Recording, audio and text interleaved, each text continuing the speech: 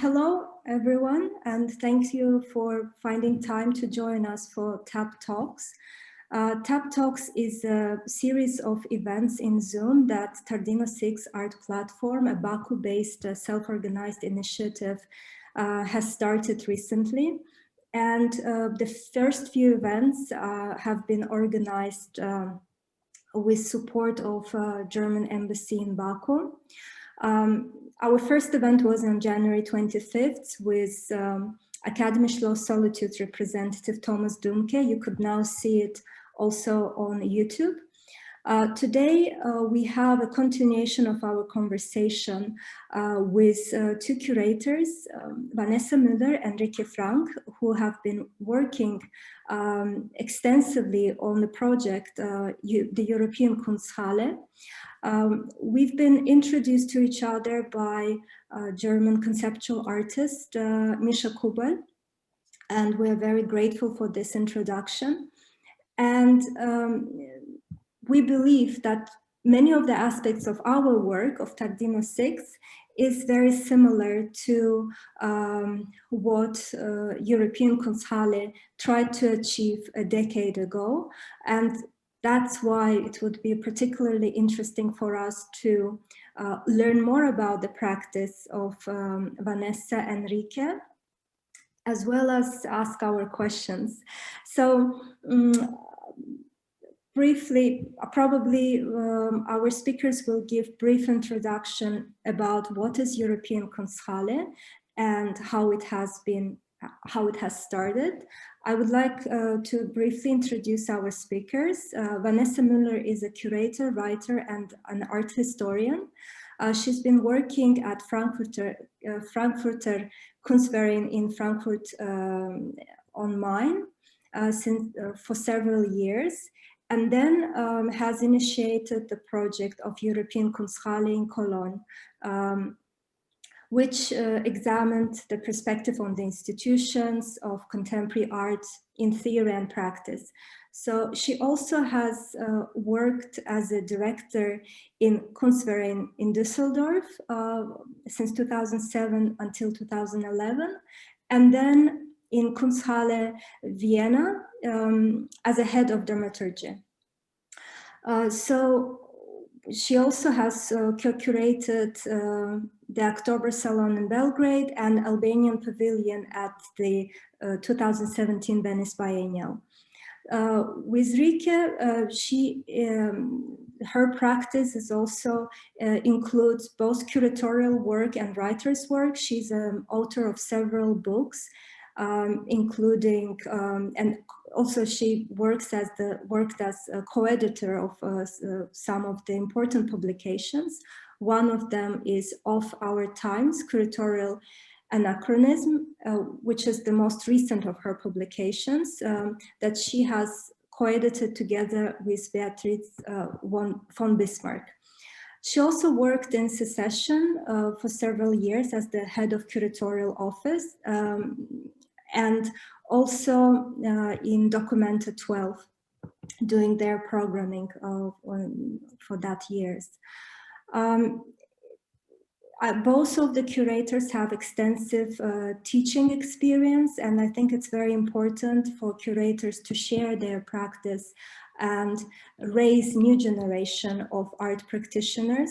So it will be very interesting for us to have your perspective, your experience within the context of today's lecture. So thank you very much.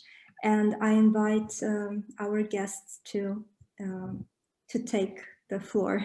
The floor is yours. Thank you very much, Asli, for the kind introduction. I will begin with our little presentation of projects past and future of the European Kunsthalle. And as you already said, I was part of the initial phase of the Kunsthalle that lasted from 2005 to 2007. So I will begin with my presentation now. Can I have the screen, please? Mm-hmm. You should be able to get the share screen.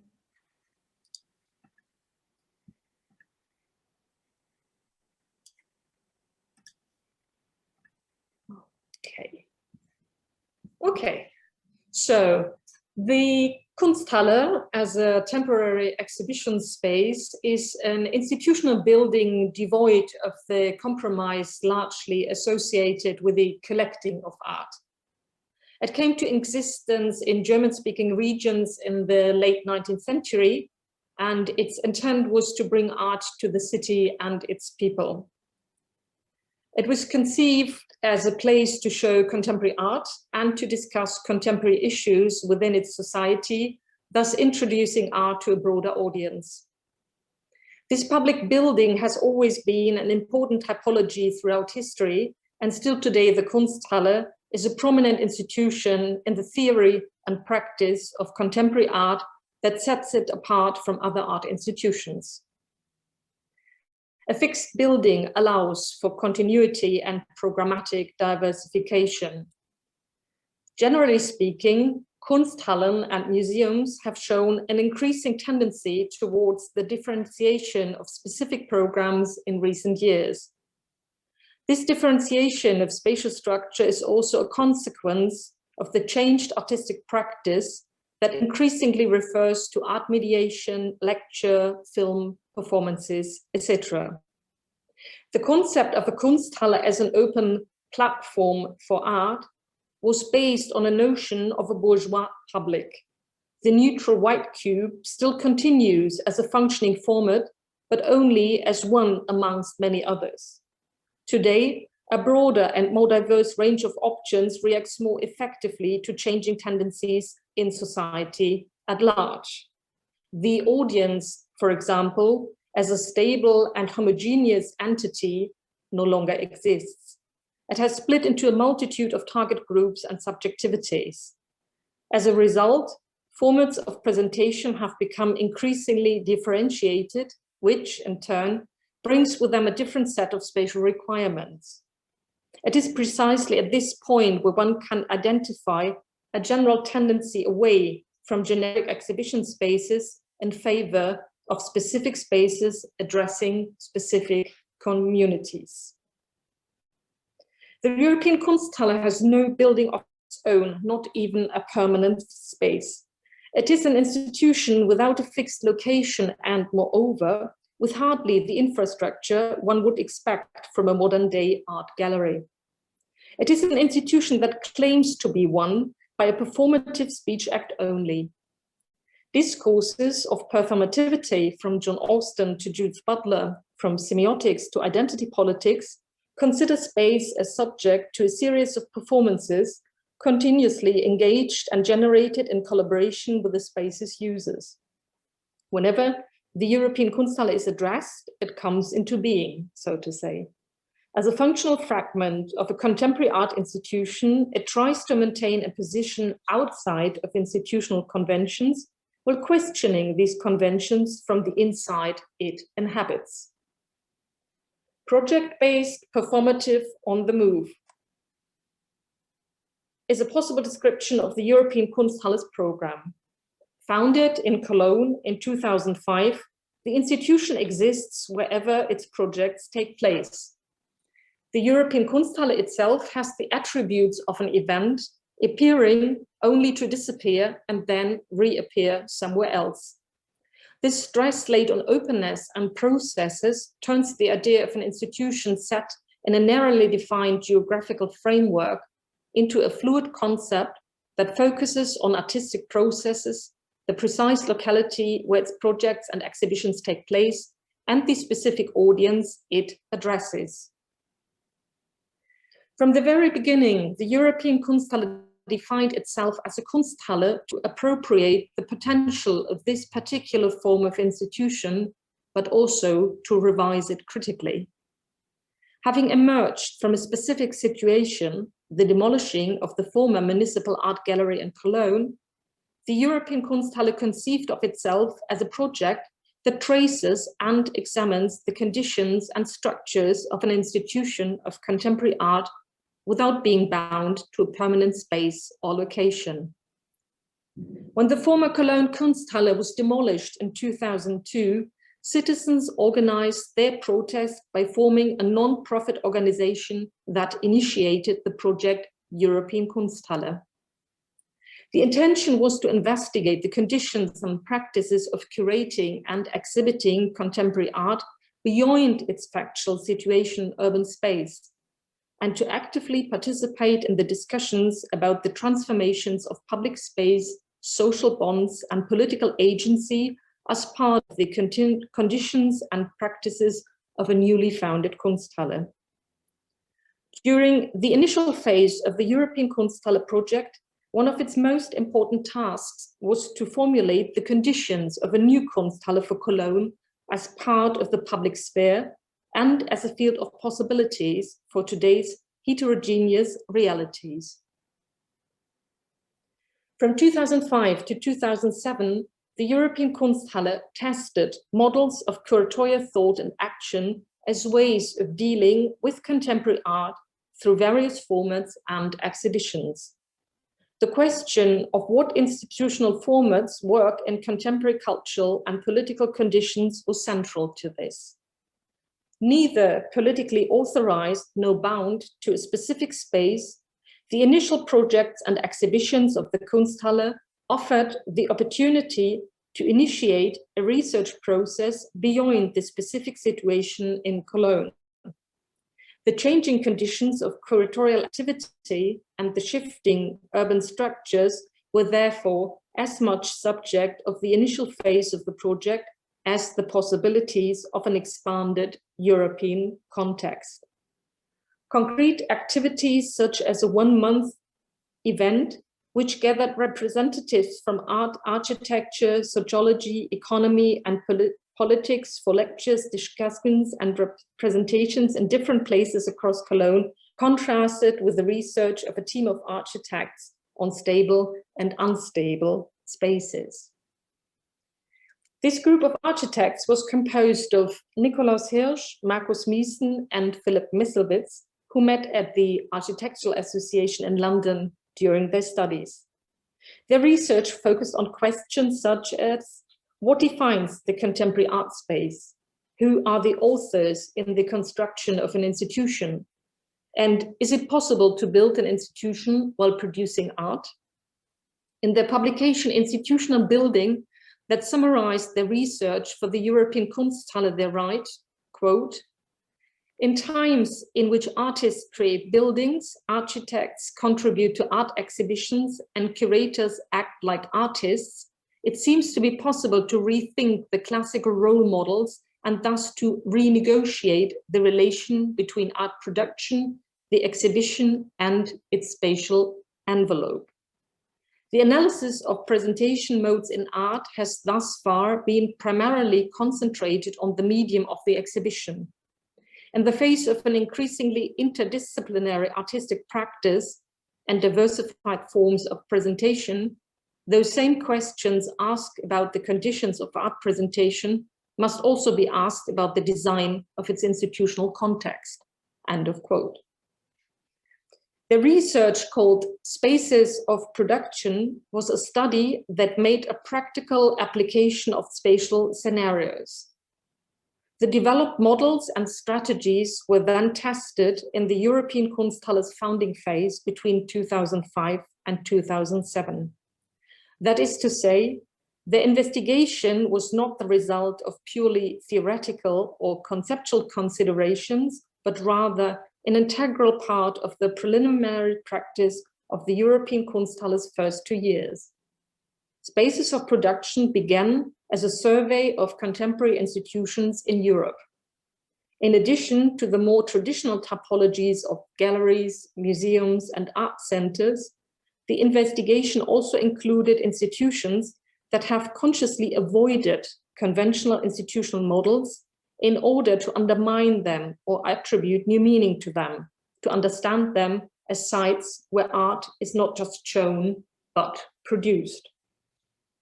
The core of the research focused on the contradictory relation between the institution's physical, spatial configuration and its programmatic approach and the implicit concepts of stability and instability. Institutions identified with the traditional Kunsthalle model define a highly controlled environment. a neutral interior, and a stable architectural framework. This environment guarantees the autonomy of both the program and the social structure of the institution. Spatially unstable institutions, on the other hand, enable a fusion with the urban everyday surroundings as they are defined by flexible, dynamic borders. In the very beginning, the programmatic strategies for the European Kunsthalle were linked to unable spatial configurations. But that which appeared programmatic and almost improvised was, in the context of international institutional practice, a common strategic alternative to permanent institutional spaces. Comparable with institutions such as Art Angel in London, an exhibition agency that has specialized solely in the production of artworks, which are then presented at various locations, the European Kunsthalle was characterized as a curatorial space of production on the one hand, and an ever-changing temporary exhibition space on the other. Its light luggage minimized the pressures experienced by cultural institutions facing the running costs of their heavy buildings. In the initial phase, the team of architects developed spatial strategies for the European Kunsthalle as an unstable institution that were implemented and tested under real exhibition conditions. This applied research took, amongst others, the form of a decentralized exhibition called Models for Tomorrow that tested parameters essential to contemporary institutions, accessibility and visibility. For the exhibition, the curatorial concept of so-called post-public space was used to create an inventory of everyday spaces in Cologne. These were categorized with regard to their organizational structures, opening times, and logic of inclusion and exclusion. With the assumption that access is a crucial criterion for every future art institution, the degree of accessibility became a spatial tool. Private spaces with selective access for customers, private but generally accessible spaces, public but temporarily closed spaces, and finally, public permanently accessible spaces. Based on the concept of post-public space, a total of 22 exhibition venues were chosen from cold shops, banks, fitness studios, department stores, office buildings, hotels, and other sites, altogether renegotiating the increasingly blurry terrain between traditional notions of private and public space. These tactics of activation and the accessing of spaces otherwise inaccessible to the public allowed the European Kunsthalle to manifest itself in the area of private and commercial spaces. The institution committed itself to a challenging interaction with private owners as partners and hosts, and adjusted itself to the time frames and opening times of the infiltrated buildings. Distributed throughout the entire city, the temporary interventions could nevertheless be perceived as a coherent exhibition on a large scale. Models for Tomorrow took place in 2007 and presented projects by 21 artists who showed designs for a new exhibition space or proposed strategies for alternative concepts regarding exhibiting art at both extraordinary and ordinary cultural sites in Cologne. The sketches and artistic proposals produced for this exhibition dealt with two themes: the architecture for the new potential exhibition space and concepts for its possible use. Pragmatic approaches were shown alongside works with utopian potential. For Models for Tomorrow, the European Kunsthalle used the urban space of Cologne to set up a ring-shaped parcours resembling the institution's logo. The timescale of the exhibition was planned for an approximately 3-hour-long exhibition walkabout tour. In reference to the inherent logic of the circuit of galleries in a museum, the created loop had a diameter of 1 kilometer. The image that you see here is Lawrence Wiener's contribution, which was installed at a staircase leading to a subway station at the main station, a logo-like design with two white rectangles represented a spatial vacuum of no specific size, which can be placed wheresoever. According to his concept, the Kunsthalle is attached to no particular space, but exists instead wherever the art is on display. The art defines the institution. Lawrence Wiener also gave his artistic design the flexibility he prescribed for the Kunsthalle. The artist did not determine the exact execution, materials, or size of his work, but rather these things were dictated by the situation in which his proposal was integrated. This is the contribution that was also used for the advertisement of our talk. Dutch artists Lisbeth Bik and Jos van der Pol, who have been working collaboratively as Bik van der Pol since 1995, invited the audience to think about places, their architecture and history. At a gas station across from the site where the historical Kunsthalle once stood, they installed an evocative aphorism saying, "Ideas you believe are absurd ultimately lead to success." The text triggers thoughts about the site across the street, its past and possible future. It visualizes the notion that spaces can be created where nothing actually exists, and that these spaces are more than just temporary imaginary buildings. Using light, the artists create a stage for the work, which also makes it clear that every idea, regardless of how fragile it is, can take on a solid form with help from mediation and communication tools. International Festival, that is a collaborative project by Thor Lindstrand and Martin Spannberg, developed a project that was both an installation and a series of performances. International Festival was an open transdisciplinary platform for projects that made use of performative methods in order to involve the audience in an active process of negotiating institutional context.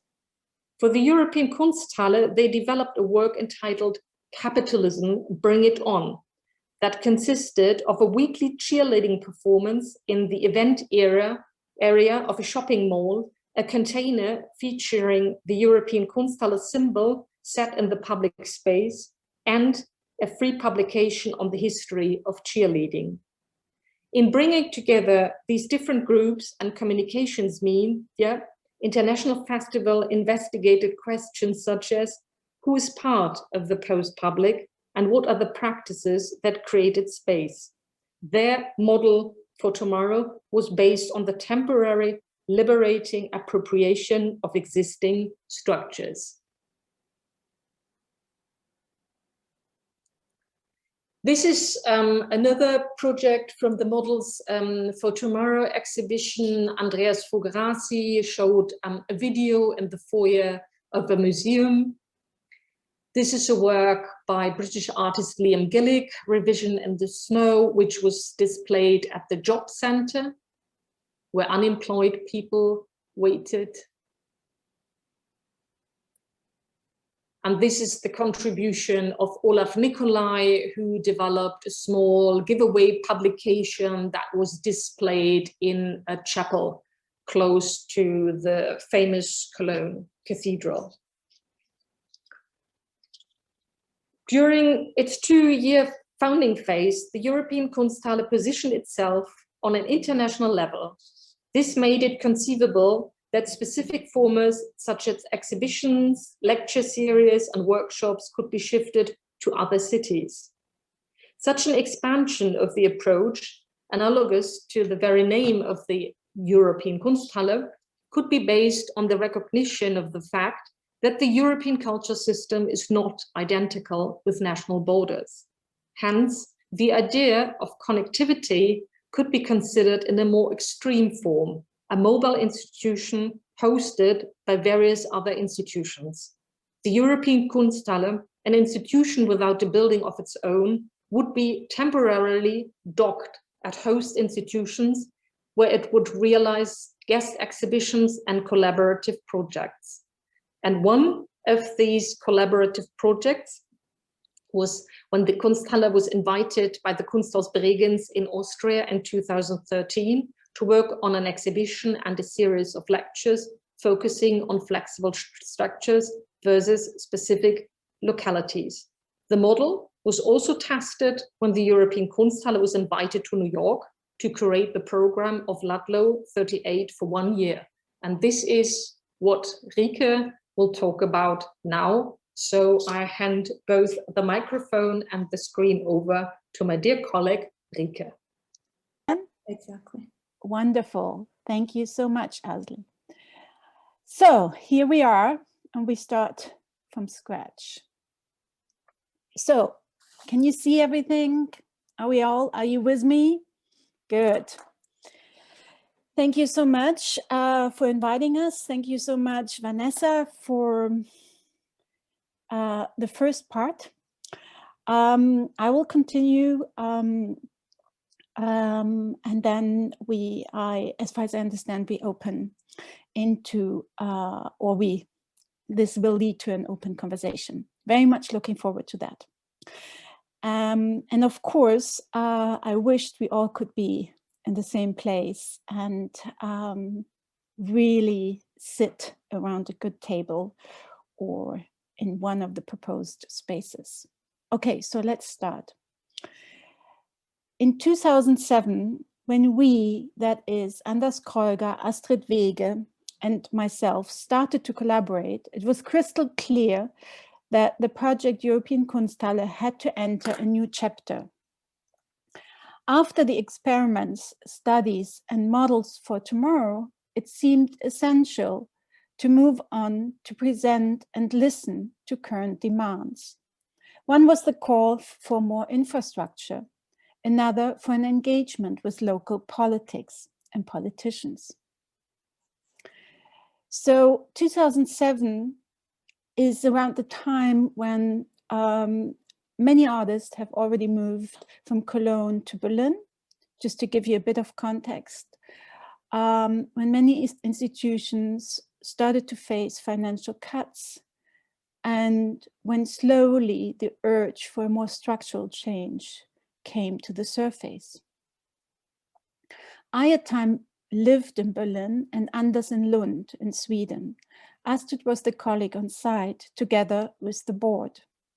Together, we were proposed to move to Ebertplatz in central Cologne and to build a temporary structure. Still, the project's founding mission to operate as a discursive platform without a physical location of its own was to remain the main guideline for European Kunsthalle, CO Ebertplatz.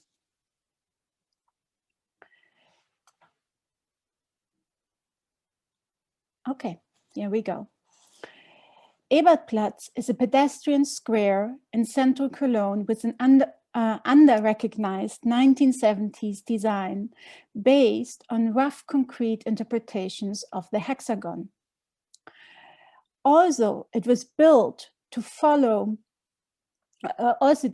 allow for encounters, conversations, or even a picnic in public, a public hangout architecture with a few trees and plants. Its ambition failed.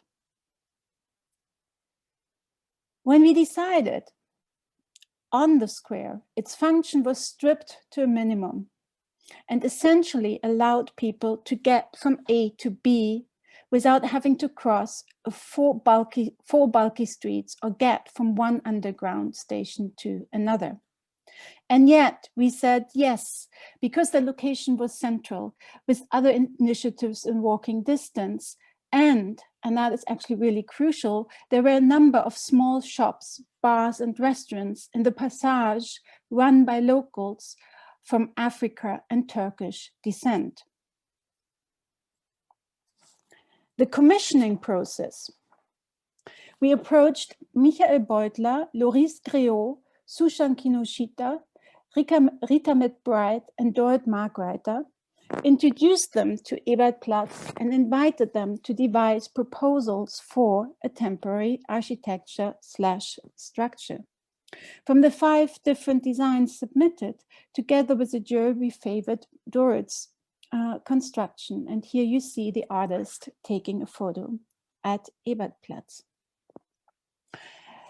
Dorrit Margreiter's proposal responds to and engages with the square's main characteristics of being scattered yet composed, a traffic junction and meeting point at the same time. Her selection of sculptural, architectural manifestations brings an unexpected choreography to the square. Passerbys crossing the plazas might find themselves in the midst of various changing exhibitions. At the same time, the proposal transgresses classical notions of public art as well as concepts of the exhibition space. The urban scenery certainly supported bodies, curiosity, and imagination. It allowed for publics in public, or to relate to an utopian yet failed urban planning greeting from a historic future. And we were to discover many more properties of this design while working with it and working with and in the structure.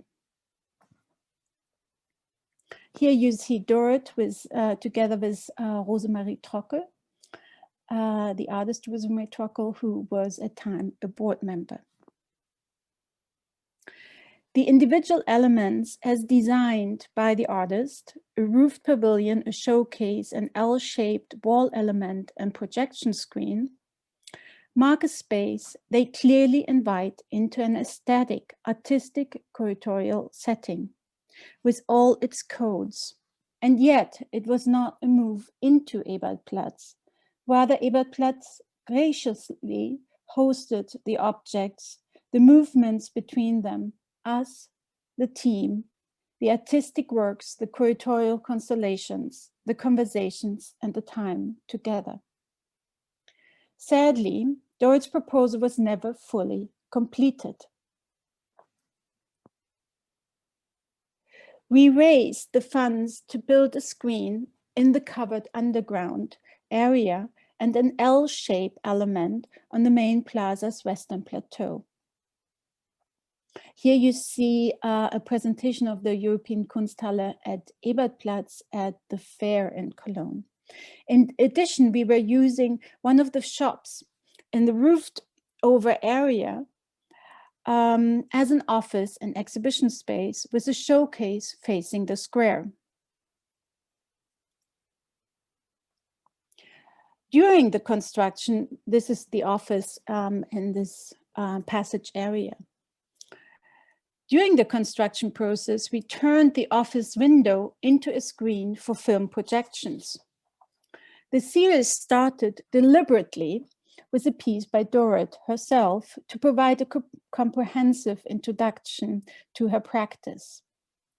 10104, Angela View Drive Sequel, which was the title of the video, from 2004, is a reflection of modern concrete accentuated architecture and traditions to which Ebertplatz connects to visually. At the center of 10104 Angela View Drive, originally conceived as film installation, stands a modernistic single family house designed by the American architect John Lautner, which has been serving in numerous Hollywood production as a place that harbors scenes of evil. And you may recognize some of them when you see the video or look on Dorrit's website. Shot with a fixed camera, the film features the architectural set as a modular mobile structure. And here there is also the link to the European Kunsthalle as described by Vanessa before. A structure with appearing and disappearing walls, televisions, and windows. The scenery alternates with short performance appearances by the Toxic Titties, an LA-based performance collective who bring into the narrative all that modernist cinematography, all that that modernist cinematography has tried to demonize or exclude. In the next slide, we see Anders Kreuger, together with the curator Ricardo Bassbaum, in conversation with the artist Michel Auder. We showed an extensive body of his videos, filmic orchestrations of everyday life, and intimate portraits of the New York art and glamour scene, as well as some of its individual protagonists, including Cindy Sherman or Annie Sprinkle. Although historically, New York is a key reference for Cologne's own cultural scene since the late 1960s, these films by Auder, or his oeuvre as such, had not been shown at the time. What you see here is audience sitting in the way. People had to pass through the event in order to get to the underground or walk around. Many of them stayed whenever we had events. This is another project by Michaela Eichwald, a painter, and at times she was still based in Cologne, and she produced a new slideshow for us. She is, as I said, a painter, but she also is a writer and blogger. And in her painting, it's also a lot about playing tricks on painting. After this introductory phase, we decided to continue the screenings on the wall in the middle of the underground area. Because the underground passageway has been unpleasant to pass through, especially at night, it was one of those places in the city that many shied away from. At the same time, it had become the home of bars and restaurants, as I had mentioned before, run by newcomers to Cologne. The screenings helped actually to create meeting points. They attracted passerbys who slowed down, stand in front of the projection, and looked around. It enabled people to see the place itself, its life, vibrancy, and beauty. To a certain degree, the projections deprived the space from its confrontational note and turned into a space for transitional, transitory encounters and conversations. Of course, we also had less artistic curatorial events, such as inviting DJs and having a great time, in particular, of course, during the summer. Here we see Arturo Reiler's work, Power of the Earth, in which he pursues his interest in mapping geoenergetic forces. And we know that all these places are full of geoenergetic forces that are specific to every site. He developed these maps often in collaboration with Václav Mikalionis and Vilius Gibavicius. What we see is an attempt at determining the geoenergy structure of Allen Heads in England and its surroundings. The idea was to reveal this geoenergy structure through biolocation and observations of local plants. You find a more detailed description on his website, and I highly recommend to look it up. That includes videos of the rituals. Another project here on the square itself was the L-shaped wall, was by Janice Kerbel. The style of this series of prints references posters to announce attractions of the 19th century fairs, as you can see, each presenting various fictional female performers. The women are unique, spectacular personalities with extraordinary abilities. The artist calls her remarkable characters: Iggy Fetsu, the human firefly, faint girl, the regrerating lady, or barometric contortionist.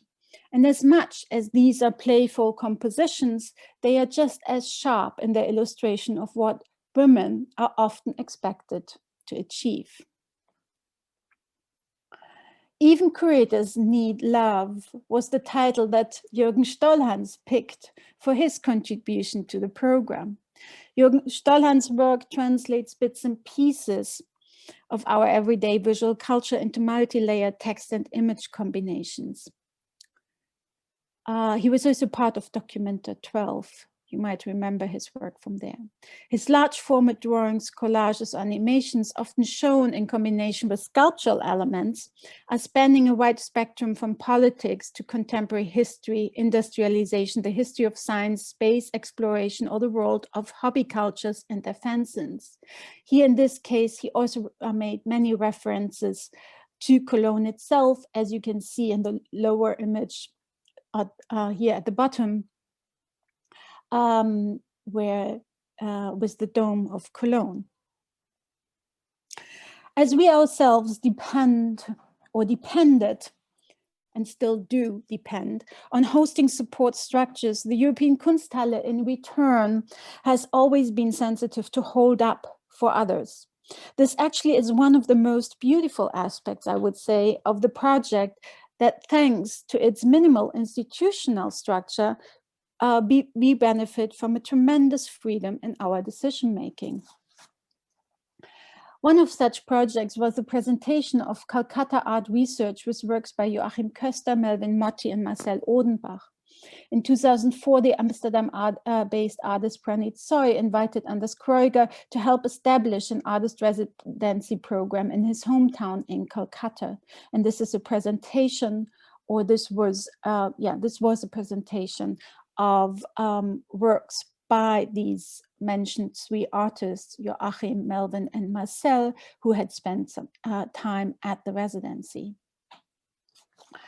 Around the same year, before we come to Ladlo, we also were invited to make a contribution to the magazine Prior, at time run by Dieter Röstrate and Monika Sevcek, in which we presented our program, as well as, and this is why I recommend it, as well as images of the submitted designs, such, for example, you can see this here. This was, apart from Dorit's, here. Okay, I get a sign from Vanessa that you can't see anything. So we stop this little kind of intervention here and we go back to normal. Anyway, I highly recommend the magazine, and maybe you can also find it online. Two last projects before we go to Ladlo, just to have it mentioned: Stephen Willett's In and Out the Underworld, and Appearance was a group show also taking place at Ebertplatz. Ladlo 38. In 2009, we were approached by the Goethe Institute New York to bring the European Kunsthalle to Ladlo 38, which was a place in New York at the time run and supported by BMW as well as Goethe, with a very special spatial design by Ethan Breckenridge and Liam Gillick, basically consisting of steps up and steps down and steps back up and steps back down. A very narrow place. Before us, it was the Kunstverein Munich who had programmed the space, and after us, the Künstlerhaus Stuttgart.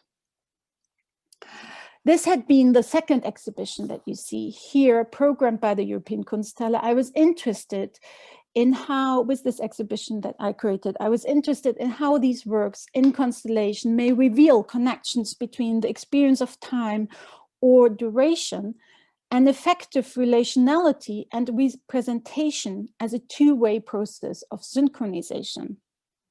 The works of Friedel Kubelke, who calls herself also Friedel vom Gröller, Jared Byrne, and Ricardo Bassbaum, are structured by time. They are portraits of time, and time is inscribed into them in very different ways, such as the time that has passed in Jared Byrne's photographs, and I will talk about this in a little while, as a representation of spatiotemporal processes in Bassbaum's wall drawing, or the 3-minute films by Kubelke. Jared's work, Jared's black and white pictures shows a magazine rack photographed on January 8, 2008. He has often used newspapers and magazines as motifs and sources of his work and in his work. In this case, Byrne uses the newsstand as a historical reference to classical documentary photography by photographers such as Walker Evans or John Vacheron, and as a temporal index, a moment in time portrayed in headlines and covers. The title remains unfixed. It changes every time it is exhibited. It recalls a process of aging. The period of time that has elapsed between the moment the picture was taken and the opening of the exhibition. The day of the exhibition at Ladlo 38, which was October 30, 2009, the title of the piece was 1 year, 9 months, 3 weeks, and 1 day ago. So 1 year, 9 months, 3 weeks, and 1 day ago denotes the time elapsed between the shooting and the display of the image. Only one print is made from each negative, and the temporal relationship between the image and the date it chronicles, therefore, becomes materially inscribed in the photograph.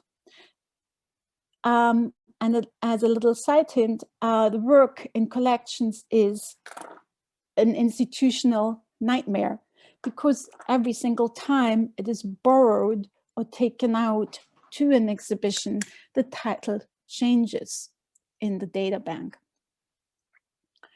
Friedel Kubelke is perhaps best known for her serial photographs and as a founder of the Vienna School of Artistic Photography and Independent Film. In the late 1960s, she began to shoot portrait films, asking her models to look into the camera for the duration of one reel of film, 3 minutes.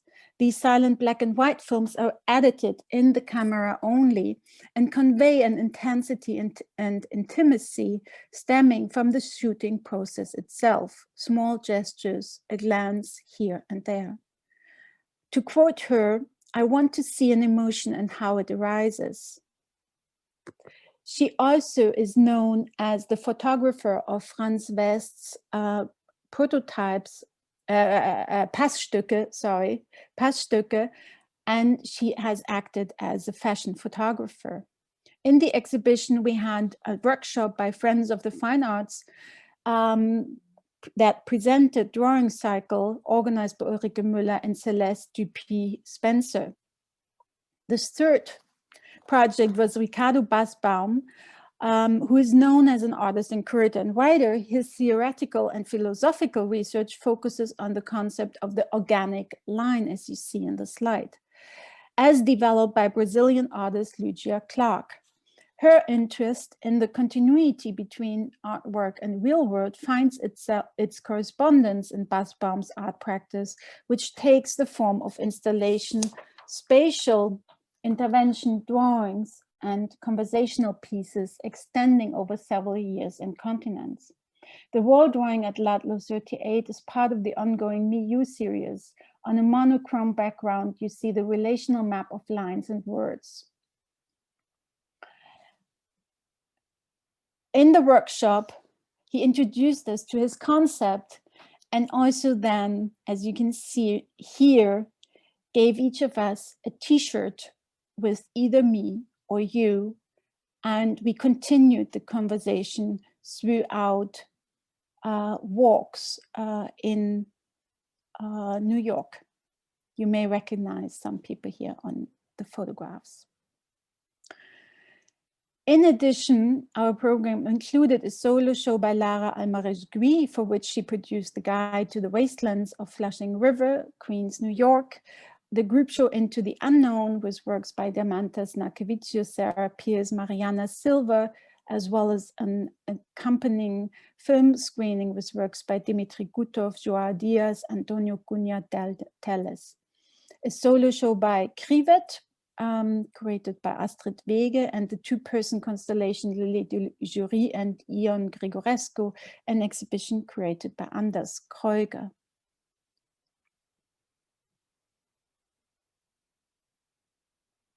The next chapter, or maybe we stay here. the next chapter without a physical location of its own. While at the beginning, as Vanessa has pointed out, it had been important to clearly distinguish oneself as an institution without a physical location against neoliberal forms of dismantling institutions, public resources, and infrastructures, from today's perspective, another line of argument comes into play. A place without a physical location of its own is a place that is connected to other places. It is a place that is contained in other places, entangled and multi-relational. Whereas many art institutions would agree with this description, it is the very condition of the European Kunsthalle in which lies a distinction that is politically and curatorial interesting. I would like to borrow an epistemic shift from Natasha Petrushin-Bachles that describes what is at core of our practice. She now no longer speaks of herself as an independent curator, but rather as an interdependent curator. This epistemic shift applied to the Kunsthalle means understanding it as an interdependent institution. In her talk, In Practices of Care on Rehumanization and Curating, she explains her observation and experience that, and I quote, in institutions, there is an ever greater incompatibility of curatorial and institutional methods with the produced content. End of quote. The question that arises from this is how we, as an institution, deal with our own implicatedness, articulate it and operate multi-relationally within it as a mode we rely on. Maybe we can come back to this in our conversation and discussion, since it is a larger conversation. But in short, this implicatedness implies a shift in the curatorial as much as a critique of the modernist concept of the idealized individual knower or institution with its own corporate identity, in favor of an ecological thinking as formulated by Lorraine Code, for example, or the role of temporary moments of synchronization as infrastructure and entry point into a collective materiality as proposed by Kai van Eickels in his research on infrastructure. And I would like also to take this opportunity to thank Tom Hollert for introducing me to Lorraine Code, and Beatrice Bismarck-Zabet, Buchmann, and Ilse Laffer, who had invited Kai van Eickels to their series of lectures around infrastructure. Vanessa and I thought for quite a while about how to begin this chapter and this new chapter of the European Kunsthalle, and decided to invite the artist Dora Garcia to bring the messenger to Vienna. And this will take place this spring. We just received the good news that we got the funds for it, so it will be realized very soon. The Messenger is an ongoing project which Dora Garcia has started in 2002. Since then, it has been realized in 11 cities, from Brussels to Guadalajara. Dora describes the project as follows: a messenger must deliver a message of vital importance, but first she must find the person able to understand the message. End of quote. For the messenger, Dora researches the languages spoken in a location, for example, Vienna, before handing over a message to the messenger, a performer who then will have to find a person who speaks the language, who is able to decipher the message. Still, the messenger is not primarily a search for the person who will translate this message, The deciphering of the message and the explorations necessary for it should rather, according to the artist, take place in the, and I love this, low intensity mode. For example, be integrated into the everyday routines as part of her daily work, walks and errands, and not be made the primary task. Chance can come in as well as curiosity, of course. The messenger keeps a diary published on the European Kunsthalle's website, through which we, as much as anyone else, will learn all sorts of things about the city, language communities, the messenger's own relationship to language, her tasks, her documentations, and the process of finding the recipient to the message. Thank you so much. And I'm looking forward to open up the floor for a conversation.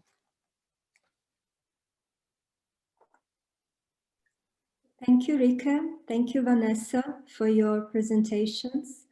It has been very interesting and intense at the same time presentation, because you walked us through the timeline and the milestones of the European Kunsthalle. You also explained that it started as a reaction to a negative event, the demolition of the municipal art gallery in Cologne. And my first question is, what would be the course of the European Kunsthalle development, or would it actually even exist without this external trigger? And was it the only trigger, or were there other dreams and plans that you wanted to fulfill within the European Kunsthalle project that you were not able to fulfill within the established institution, for example? I think the demolishing of the former Kunsthalle was really the event that made it possible that the European Kunsthalle came to life as an alternative to an existing structure, which was then demolished. And also, one should not forget, in this first 4 years, we had funding. So the people who started the project European Kunsthalle, they had a big auction, and by giving away works of art, they managed to raise more than 1 million euro, which was a lot of money for such a project.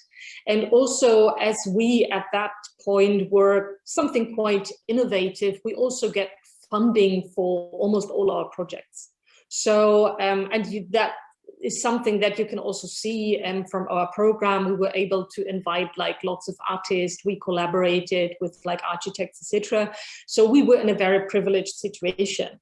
Nevertheless, we immediately restructured the program according to our own needs, because the people who invited us to become like directors of European Kunsthalle, or the program team, they initially wanted to build a new Kunsthalle. They were dreaming of a solid space. They were into the idea of like a real institution. And we immediately said like, no, let's not waste too much money and time of thinking about the perfect building. Let's think about something completely different. Why not have an exhibition, which is, as I said, like a performative speech act only, as something which is there whenever its projects take place.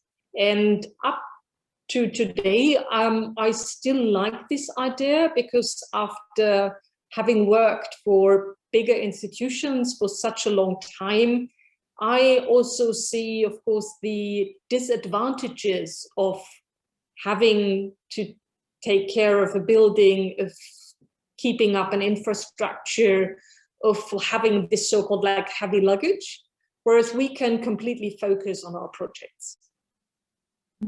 I like the definition of heavy luggage. Sorry, Rick, you wanted to comment on this as well, or? Yeah, Yeah, is it okay? Yeah, sure. Good. I think that it is actually really also, I think what we talked about is that, you know, now it's almost 15 years old, and this things have changed dramatically over the course of these last 15 years, not just in our lives or in an institutional landscape, but also what I tried also to say in terms of like, you know, the role of institutions. After a period of institutional critique, I think nowadays it's also very important to actually kind of support an institution building and to protect institutions to a certain degree. And I deliberately say institution and not art institutions, because art can happen in many different institutions. So maybe it's more about protecting spaces, and in particular also public space. And this is something that I learned from many colleagues from Vladivostok to Kosovo to Brazil, that also here, for example, in Germany, and here in particular in rural areas or in smaller towns, right, where there is a lack of places where people can come together. And this is, I think this is now something that is, yeah, that comes with the idea of the Kunsthalle. And I personally never, I wasn't so much interested in kind of discussing or I wouldn't not be interested nowadays in discussing the European Kunsthalle in relation to other existing Kunsthalles, such as the Kunsthalle in Vienna, for example. It is a different model. So it's also, even so we carry maybe similar names, it's a different, it operates on a different level. And as such, it is also a very, it's a structure that is hosted, but hopefully also hosting, in terms that we can also invite people to think with us. And these people can even be larger institutions to think with us around what is needed today. Yeah. Thank you for this explanation. And it opens another question from me. You have participatory practices, they have been at the core from the beginning. And I see that you have formed a multidisciplinary professional community that from one side engaged in research and publications, and the list of that publications is quite impressive. And from another, apply the theory into practice with all sorts of public events and engagement of the community into your work. I actually, my question is more about how do you balance this two streams, and how did you split the responsibilities within the team? And later on, I will ask some questions from the audience that also are linked to this conversation that we have about engagement of the public. I mean, speaking of the initial phase of the European Kunsthalle, we worked with this team of architects, which called themselves Spaces of Production. And that was in a way like a parallel activity. They did really solid research into statistics, numbers. They came up with spatial concept. They did workshops in collaboration with the university. And for us, it was important to have a solid background for our theoretical curatorial ideas. And also at that point, it was important to have something that could form a good argument in order to negotiate with politicians. And what the Spaces of Production team did over the course of 2 years was to write a solid case study, with a proposal how a future Kunsthalle could look like. And they gathered lots of like arguments that spoke for the solution that we preferred, that is a small institution with a focus on exhibition, on program, on collaboration with the audience, instead of a big infrastructure. Because they did really like, you know, comparative studies and came to results that these big prestigious institutions such as Tate Modern, for instance, have comparatively small exhibition spaces. The majority of the building is needed for cafes, for retail, for auditoriums, for background service, so to say, whereas like smaller institutions, they really develop the majority of the square meters to exhibitions and to projects in exchange with the local audience.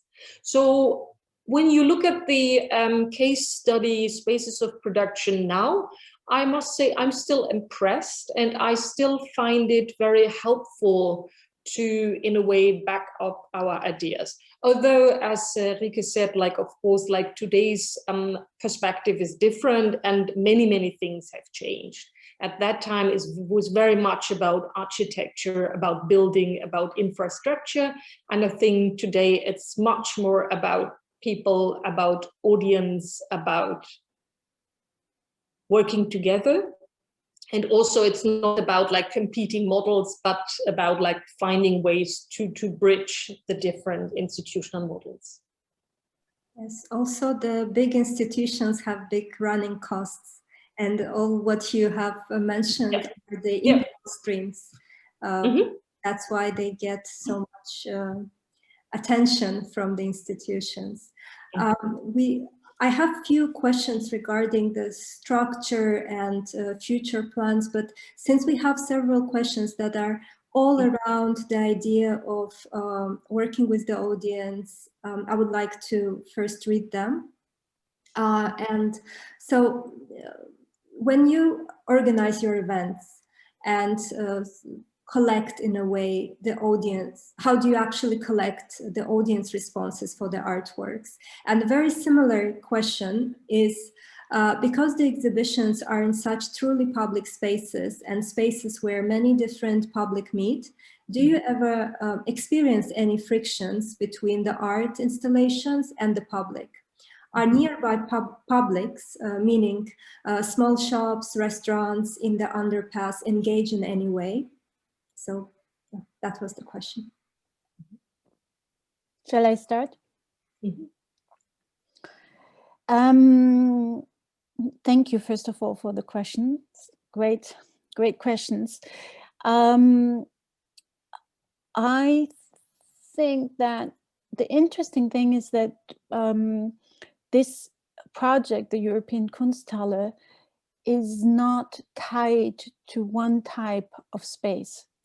So as you could see, you know, for Calcutta Art Research, we turned the office space into a wide cube, or Ladlo 38 is, you know, was a project space, like many of, you know, many project spaces that exist all over the world, or Bregenz was a museum, whereas then Ebertplatz was a public space, or also Modelle for Tomorrow was a mixture of public space and various spaces, indeed.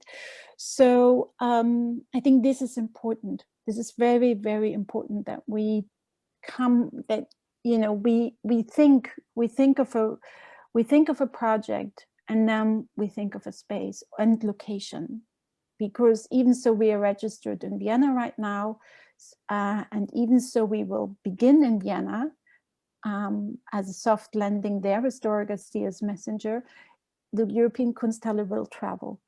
And it is also possible that projects even happen in parallel at other parts of the world, right? So that's it. And I think the frictions with the audience here, I was surprised to see that we had not a single graffiti at Ebertplatz. And as I said, I think that was the most warm-hearted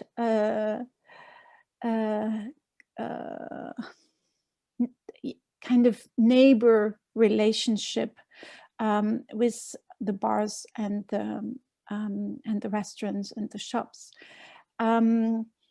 We helped each other out. They were not part of the programming. And it was also a deliberate decision not to do site-specific pieces in the sense of community-based work. And I think the last part was the question of documentation.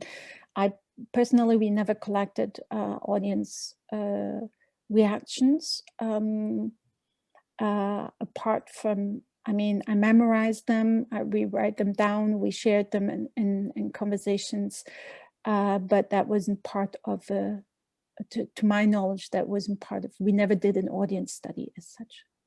And also maybe because we didn't have to, luckily. And do you think you will need now as your next steps or next projects? What would you say, Vanessa? I doubt, because now we are even more, we are so free at the moment, because moving to Vienna, we escaped the pressure to build a Kunsthalle in Cologne. And I think also by now, this is not, to my understanding of the local situation also in Cologne, this is not what is at stake there. They are very happy with the new academy. And so I know Vanessa and I would say we are, for us, the European Kunsthalle at the moment is something that we do in combination with other projects. None of us is paid. I think that is an important information. So we pay the artists, and we will always pay the artists, but at the moment, that wasn't the case in the past, I guess. No, Vanessa, you were paid, and we were also paid when we did it in the earlier chapters. But at the moment, we do it, because we want to find something out. Mm-hmm. I think many of our projects are interested in bringing art to places where the audience, the public, does not expect to encounter art. And one experience that is still very dear to me was in the aftermath of Modelle für Morgen, Models for Tomorrow, that some of the hosts of the artwork wanted to keep it after the end of the exhibition. So there was really like, people who lived in the neighborhood who called the city of Cologne if they could keep the sculpture that was erected in the area in front of their house, because they liked it so much. So it was also the idea to bring art where one does not expect art, and also to go beyond this idea that the Kunsthalle addresses a bourgeois audience which has like some experience with contemporary art. It is also like a testing ground for like what happens if you just encounter something that might be a Dora Garcia performance or not. So I think even our projects for the future are very much aligned with this very first experiences. And also I think that like now at the moment, there's such an urgency also to think around other forms of how you encounter, and what also Vanessa said at the beginning, accessibility, right? To provide information in other languages, in sign language, and so on. So, to rethink, to really rethink what is the infrastructure. And that is, I think that is one of the biggest challenges at the moment, and also responsibilities, because, and I think this is also why small institutions are so interesting at the moment. It is the possibility, but also necessity to be very radical in certain decision making. Thank you. Thank you a lot. Thanks a lot for this explanation. You already tackled slightly and kind of your answer to this previous question precedes my next question, which is more about the governance model and work structure. You've already mentioned that it's you all work as in kind. You support this project without getting any payments to yourself, and you put artists first by ensuring that they receive honorariums. This is very similar to what we do as Tardino, and our team has been working on this project for 2 years, and we also have this vision of putting artists and making projects, ensuring that all the costs are covered. And it's always the case that not only do we not get our own honorariums, but we also have sometimes to invest our resources. And 2019, Tardino functioned out mainly of our own financial support. And this probably is different in Europe, because there are a number of financial institutions, cultural special organizations that are actually providing mechanisms of support. And in your opinion, what are the changes that external changes that are happening now? How would they affect your work, your vision, and what are the perspectives for you in the next years? How are you going to develop your future nomadic project? I think one advantage of this, like working with light luggage, is that you are very flexible. So we don't develop like the next 3-year master plan. So we just develop one project after the other. And I think one project leads to the next, because our idea is not to compete with existing institutions, but rather to look at what is actually needed or what we find necessary within a certain specific situation. And this can, of course, change very quickly. And it will also depend on our, let's call it network of potential collaborators. So if we find hosting institutions somewhere else, or if we get more generous funding, that we can invite people to collaborate with us. And what we like at the moment is, of course, this very open structure, because when you work in fixed institution, to call them like that, you are, of course, obliged to deliver this long plan, what you have in mind, and you really have to calculate numbers of visitors, etc. So at the moment, we really enjoy our freedom. But we know, of course, also that times are difficult. In Austria, where I live, cultural funding is very generous at the moment. But everybody has the feeling or slight concern that there will be less money for cultural institutions in the future. And then, of course, as said, the smaller institutions, I think they are capable of dealing with this kind of situation, not to say better than other institutions, but they have more space for creative thought. And also what we did from the very beginning, and what we will always continue to do, is we do not only work with artists, we think together with artists. Our projects are very much driven by discussing and exchanging ideas with artists, and then we are able to adapt these ideas and create projects. Maybe what I would like to add here is that we operate on different time levels. So we have 2 long-term research projects parallel to the curatorial projects, or even that separation doesn't exist as such, One is in collaboration with Beatrice von Bismarck, called curatorial research, and the other one is on the typology of the Kunsthalle, a subject that Vanessa has been working on for many years. So this deliberate decision to step out of certain machinery, meaning that we don't have that type of calendar in terms of programming, that is, as I said, is a very deliberate step, because we want to focus on other things first at the moment, and that is how does a project start? How do we communicate it? How do we invite? How do we provide accessibility? How do we reflect implicatednesses of inequality of resources and so on in the project itself?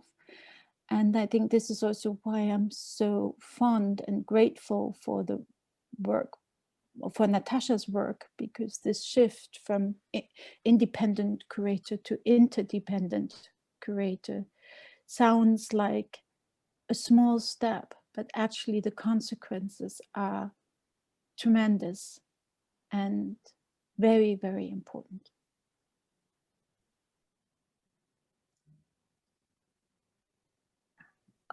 I now look into the questions if we have any left. We are slowly coming to the end of our event, but I do have 2 questions. And if it's possible, and we also have somebody in the audience also having a question. If you could please type it down in Q&A box while I'm asking mine. So when you actually look through the programming of your past events, there have been a number of conferences, symposiums about the future of cultural spaces. And one of the projects that attracted my attention was the Desired Lines, a 2-day symposium dedicated to experimental institutional formats. And what especially drew my attention is one of the sentences in the description. Predetermined paths do not always lead to a desirable destination, and they are often not direct enough. So from the past experience and from what you have experienced now and recently, could you please give some key takeaways from this event and similar events, and how your perception and own practice have changed since then? What you refer to, this like Desired Lines, that was small conferences hosted by the David Roberts Art Foundation in London, and the European Kunsthalle was invited to think of potential participants. So we invited colleagues of ours, so to say, that is other curators who started their own project spaces, small institutions. For instance, there is the Kunsthalle Lissabon, which is based on a similar model. It just claims to be a Kunsthalle. Actually, it's like a small institution run by 2 curators. It's independent.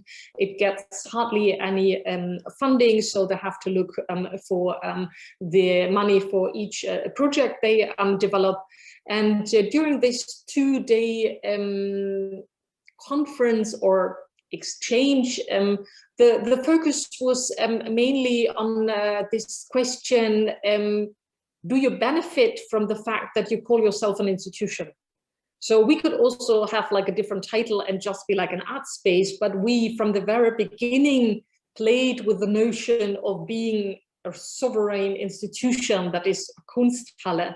And the result in a way was that, yes, with labeling something a Kunsthalle or like a art gallery without having the kind of space and infrastructure you might expect, you instantly create a very advanced curatorial and institutional discourse, which influences both your institutional program, but also your cultural ethics, so to say.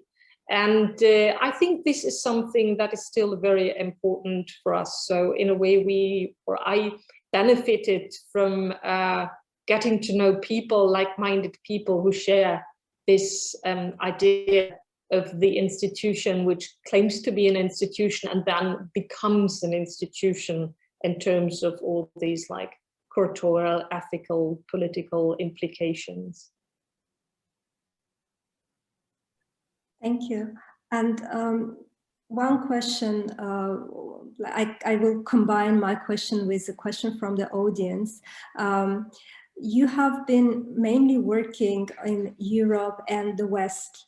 Are you planning to go south and east? Yes. Yes. Definitely. Yeah. I think this is, yeah, and absolutely no doubt. But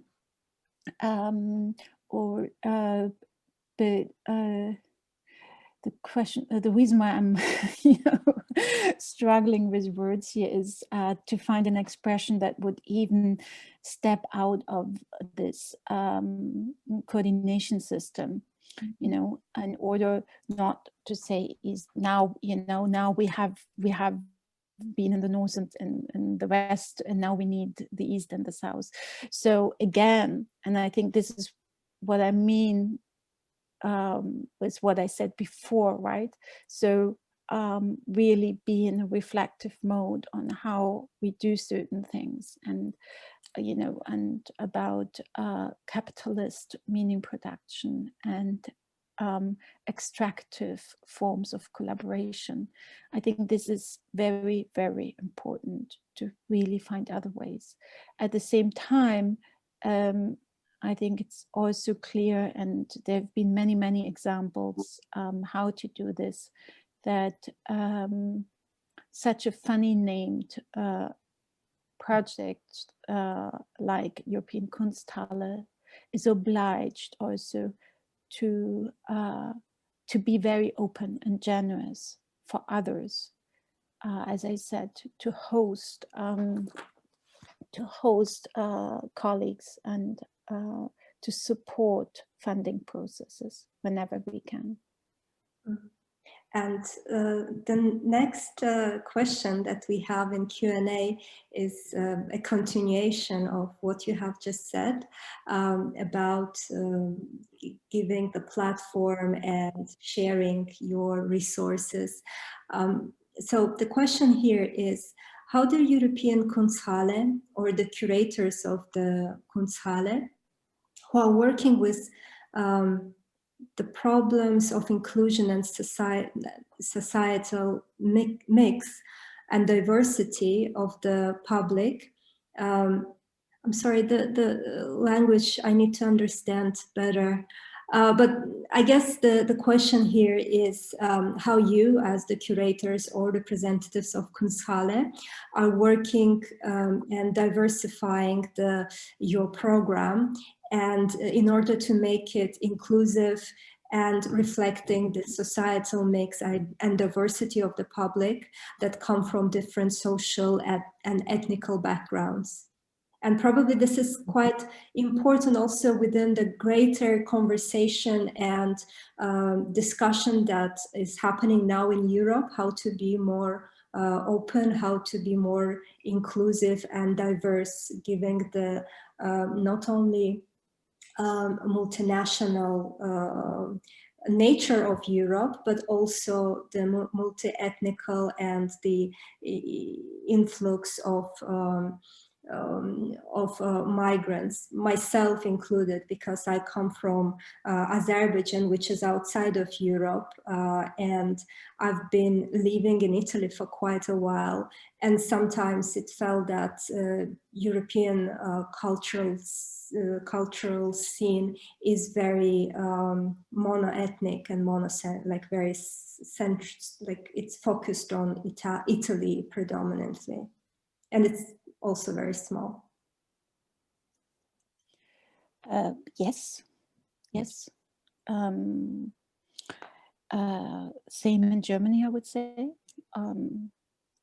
At the academies as well, art academies, for example, as well as art institutions, you see small changes and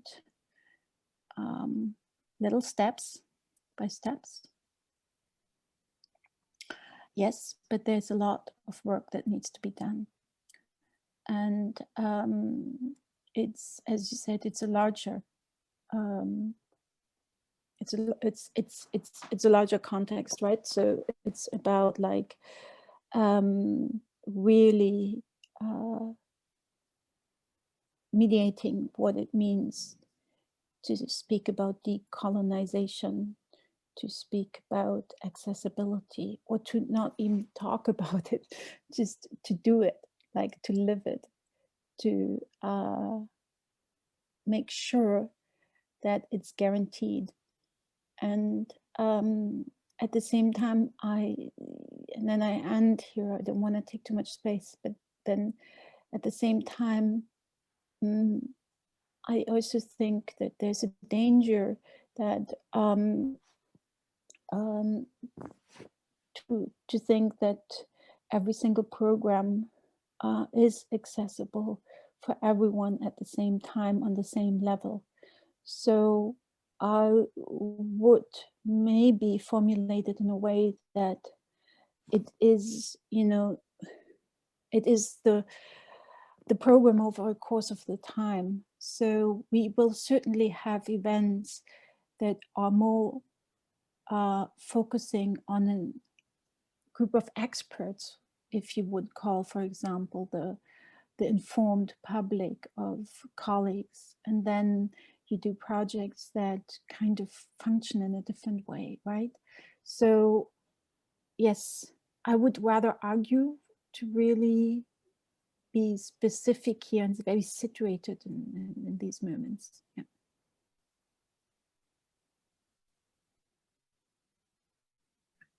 Vanessa, do you want to add more to what Rike has said? Or you no, I can only fully agree.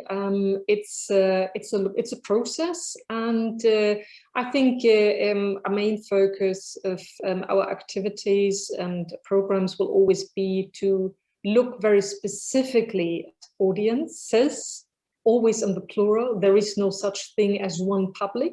I think this is the big difference between our idea of a Kunsthalle now and the former model of the Kunsthalle, because the classic format of the Kunsthalle had this very generic public in mind, and to bring art to the people. I think now it's very much about listening to communities, listening carefully to communities, exchanging with communities, and then ideally developing projects together. And I think the Dora Garcia project is a very good point of departure for that, because this project needs various voices, it needs collaborators, because otherwise the messenger will not be able to decipher the message. So we're very much looking forward to that. Yes, and I would like to conclude our conversation with just an observation, or at least this is something that we also experience as a group of art workers who have a number of other practices and engagements. So the success of projects like European Kunsthalle or Tardino are based, in my opinion, heavily based on self-organization, self-discipline, motivation of its members. And throughout time, your team has been, you had a number of team members coming in, coming out, and I see in the list a lot of familiar names.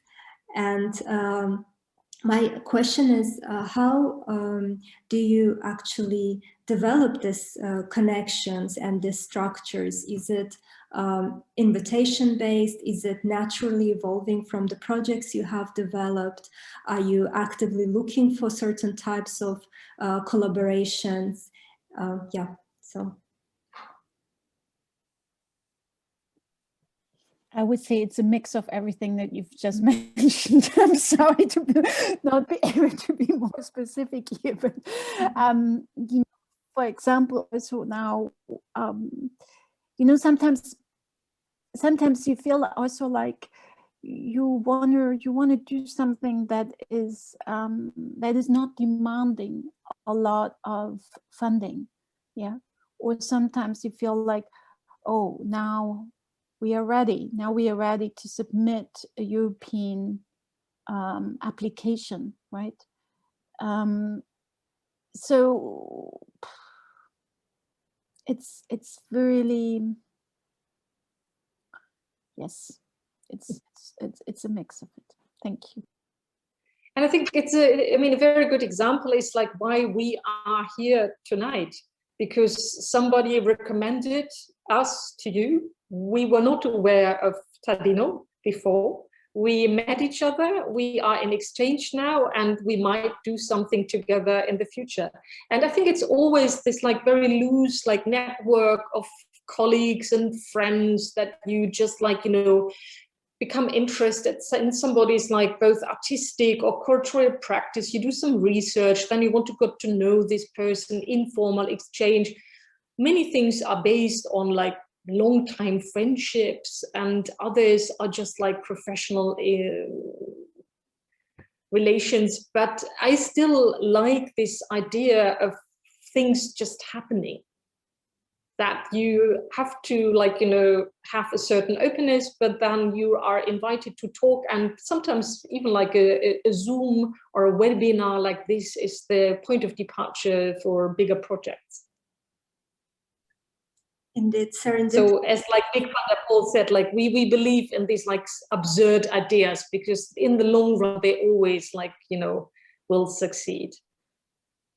Yes, and indeed, serendipity and relationship are what is bringing initiatives like ours forward. And we also experienced a number of unexpected, pleasing meetings and conversations with colleagues. And indeed, a word of mouth works quite strong. We have already passed the agreed time of our event, and the conversation could continue for hours. There are so many questions that I personally have, but I would let our audience and you to rest, and maybe we could continue later. We also had in the comments and chats a few questions about the possibilities of collaboration. So I will put those who requested your contacts in touch. I hope you don't mind. And speaking about serendipity and the person, thanks to him, we know each other, Misha Kubel, he was also participating in this event. So we thank him a lot for the support that he gives. And I would like to mention that next TAP Talk is with him on September 17th of February.